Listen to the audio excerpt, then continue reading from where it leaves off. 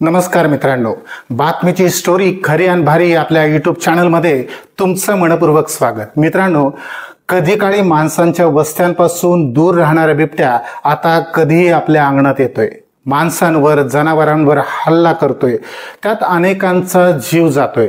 अनेक गावं आणि शहरांमध्येही बिबट्याची दहशत आहे।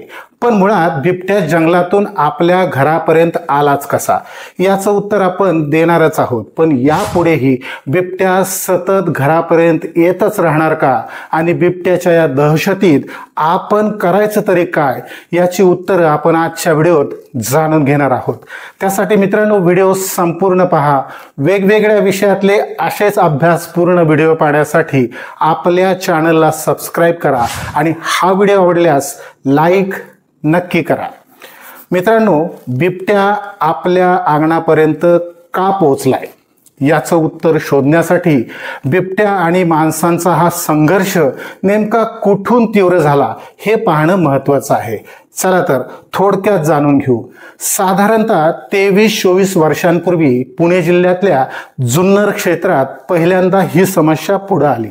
जंगलातले बिबटे मानवी वस्तीकडे येऊ लागले। एकाच वर्षात बिबट्याच्या हल्ल्यात 10 ते 12 लोकांचा जीव गेला, अनेक जण गंभीर जखमी झाले, जनावरही मारली गेली।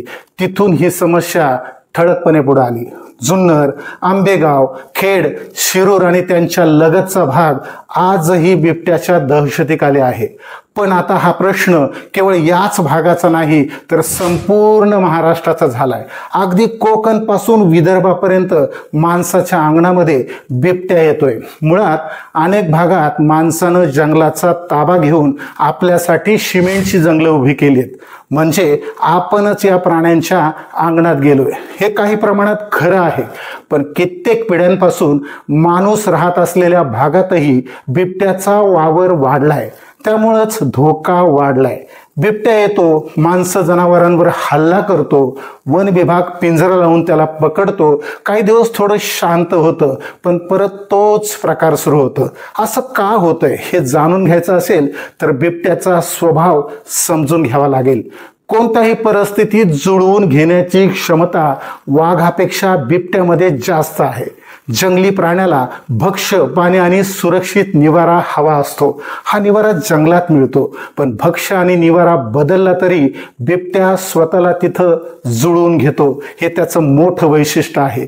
त्यामुळं काही वर्षांपूर्वी बिबटे मानवी वस्तीलगत दिसत होते, पण आता त्यांनी चक्क तिथंच निवारा थाटलाय। बिबट्यांचा हा नवा निवारा माणसं आणि पाळीव प्राण्यांसाठी धोकादायक ठरतोय। सिंचनाचे प्रकल्प वाढल्यानं ऊसासारखी पिकं घेण्याकडे अनेकांचा कल वाढलाय।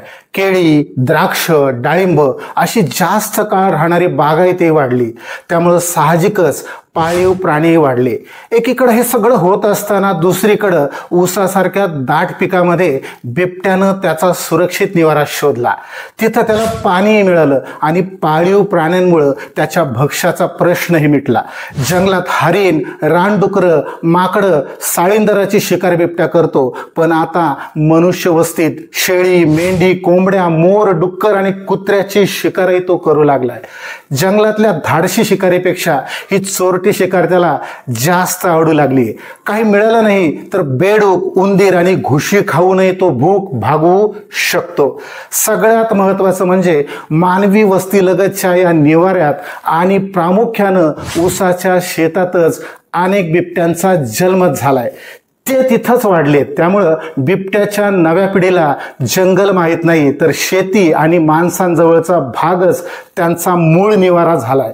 माणसांनी पाळलेल्या बकऱ्या, कोंबड्या, कुत्री हे खरं भक्ष्य वाटतं, त्यातून त्यांच्या खाद्यातही बदल झाला। हे भक्ष्य मिळवण्यासाठी बिबट्या आपल्या अंगणात येतो आणि माणसांवरही हल्ला होतो। त्यातून बिबट्या आणि माणसातला संघर्ष तीव्र झालाय। बिबट्याचा हल्ला झाला की पिंजरा लावून त्याला पकडलं जातं, त्याला नैसर्गिक वातावरण सोडलं असं सांगितलं जातं, पण लक्षात घ्या, बिबट्या मार्जाळ कुळातला प्राणी आहे, त्यामुळं कुठेही सोडला तरी तो पुन्हा त्याच्या मूळ जागेवर येण्याची शक्यता अधिक असते। माणसांजवळचा परिसरच बिबट्याच्या नव्या पिढीची नैसर्गिक जागा झालाय, हे वास्तव मान्य करावे लागेल। त्यामुळे हा बिबट्या आता सतत आपल्या अंगणात येतच राहील हे नक्की, पण त्याला काही पर्याय आहे का आणि बिबट्याच्या या दहशतीत आपण करायचं तरी काय हेही थोडक्यात समजून घेऊयात. महाराष्ट्रात 2000च्या आसपास बिबट्या आहेत. ही संख्या झपाट्याने वाढते आहे, त्यामुळं चिंताही वाढते. पण एक लक्षात घ्या, माणसांवर हल्ला करणं ही बिबट्याची प्राथमिकता नाही. माणसांच्या आजूबाजूचे प्राणी त्याचं लक्ष आहे.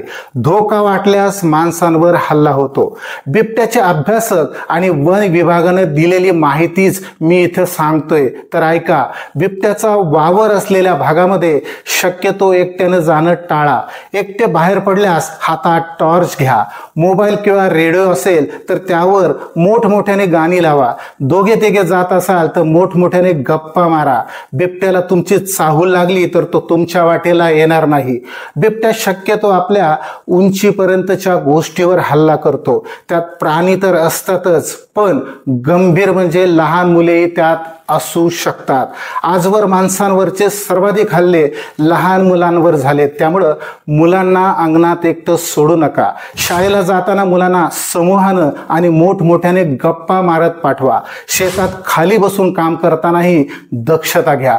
रात्री अंगणात बाहेर झोपू नका. शौचाला बाहेर जाणं टाळा. ऊसाची लागवड घराला खेटून करू नका आणि घराजवळ वाढलेलं गवत झुडपं काढून टाका. त्यात लपून बिबट्या हल्ला करू शकतो.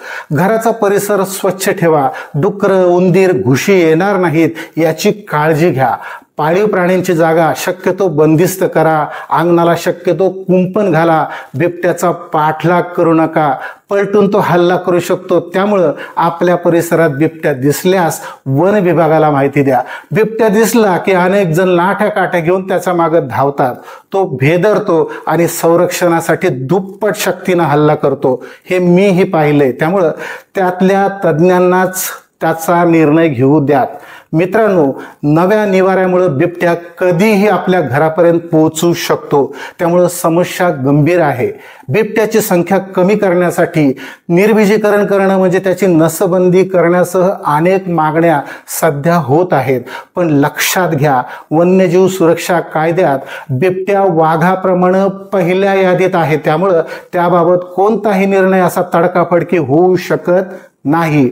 पण माणसांच्या सुरक्षेसाठी शासनाला ठोस उपाय करावेच लागणार आहेत. बिबट्याची संख्या नियंत्रित करतानाच त्याच्यावर अधिक संशोधन होणं गरजेचं आहे. त्यासाठी वन विभागाची क्षमता वाढवावी लागणार आहे. पण ते होत नाही तोवर बिबट्यासोबत सुरक्षित राहायचं कसं याचा विश्वास आणि व्यापक प्रबोधन नागरिकांना देणं अत्यावश्यक आहे.